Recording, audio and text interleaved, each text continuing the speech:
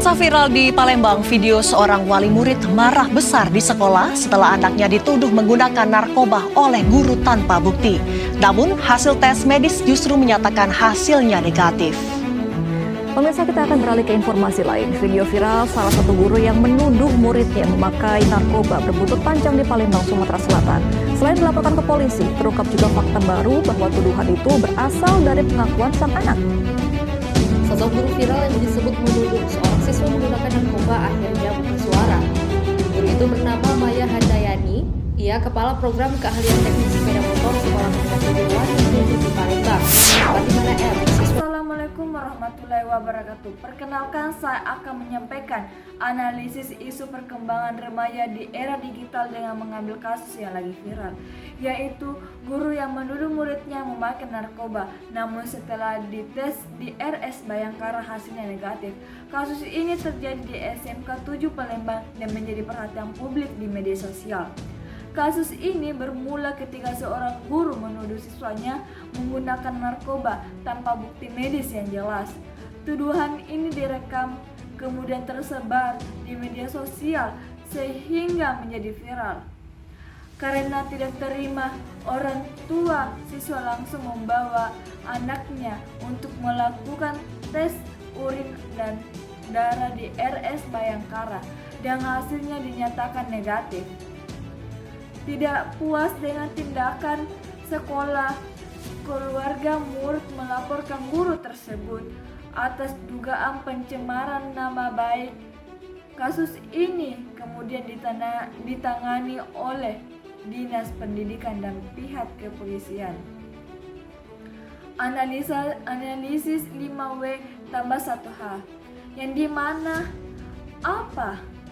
apa tuduhan penggunaan narkoba terhadap seorang siswi yang ternyata tidak terbukti secara medis.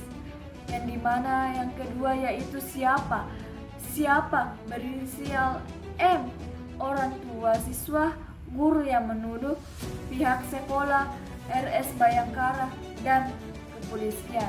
Yang ketiga yaitu kapan akhirnya September hingga Oktober 2025 ketika kasus mulai viral. Yang keempat di mana ini SMK Negeri 7 Palembang dan RS Bayangkara Palembang. Yang kelima itu mengapa, dan di mana ini mengapa karena adanya kecurigaan guru yang tidak didukung bukti secara akuratnya, prosedur yang benar dan menanggapi dugaan kasus sensitif. Yang terakhir itu bagaimana tuduhan disampaikan kepada siswa, direkam, tersebar di media sosial, lalu orang tua melakukan tes medis dan akhirnya melaporkan ke polisi. Nah, tinjauan teoretis perkembangan remaja pertama menurut Erikson, remaja berada pada tahap pencarian identitas, yang dimana tuduhan yang lagi viral dapat menguncang harga diri mereka, membuat mereka merasa malu, bingung, bahkan tidak percaya diri untuk kembali ke sekolah. Kedua adalah teori stres transaksional, yang dimana menjelaskan bahwa tuduhan seperti ini menciptakan tekanan berat. Jika dukungan sosial keluarga, remaja bisa mengalami kecemasan, stres, atau merasakan merasa terisolasi. Yang ketiga, menurut Goffman, yang dimana stigma yang diterima remaja di lingkungan akan mempengaruhi cara orang bicara lain menilai dan memperlakukan mereka, bahkan setelah bukti yang sebenarnya sudah keluar. Yang keempat yaitu model ekologi Bevon Trend yang menunjukkan bahwa masalah ini tidak hanya menyangkut siswa dan guru, tetapi juga keluarga, sekolah, dinas pendidikan, hingga dunia digital yang mempercepat viralitas. Semua teori ini menunjukkan bahwa kasus yang tampak sederhana sebenarnya berdampak sangat besar. Psikologis dan identitas remaja, solusi dan rekomendasi untuk sekolah dan guru. Sekolah harus memiliki SOP yang jelas untuk menanggapi dugaan narkoba, yaitu dengan memeriksa siswa didampingi orang tua dan mengirimkan mereka ke pemeriksaan media resmi, yang dimana bukan menuduh tanpa bukti. Guru juga perlu pelatihan tentang literasi digital, etika dan pendekatan ramah anak. Sekolah wajib menjaga privasi siswa dan tidak membiarkan video integrasi tersebar. Untuk orang tua yaitu orang tua harus perlu memberikan dukungan emosional, mendengarkan cerita anak, tidak langsung menuduh, dan memastikan setiap dugaan ditangani dengan bukti medis.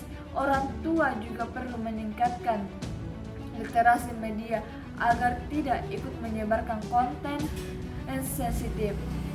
Yang ketiga yaitu untuk remaja, yang dimana remaja perlu belajar manajemen emosional, membangun kepercayaan diri, berhati-hati terhadap jejak digital, serta tahu bahwa mereka memiliki hak untuk merasa aman dan didampingi dalam proses apapun di sekolah. Kesimpulan dari kasus ini adalah kasus ini menunjukkan bahwa di era digital reputasi remaja bisa rusak hanya oleh satu tuduhan yang tidak bukti. Viralitas media sosial semakin memperparah keadaan. Oleh karena itu pentingnya bagi sekolah, orang guru dan remaja sendiri untuk memahami prosedur yang benar, menjaga privasi dan menciptakan lingkungan aman untuk perkembangan remaja. Menyelesaikan masalah harus berbasis bukti, ramah anak, dan tidak merusak masa depan siswa. Terima kasih, itu saja dari informasi dari saya. Assalamualaikum warahmatullahi wabarakatuh.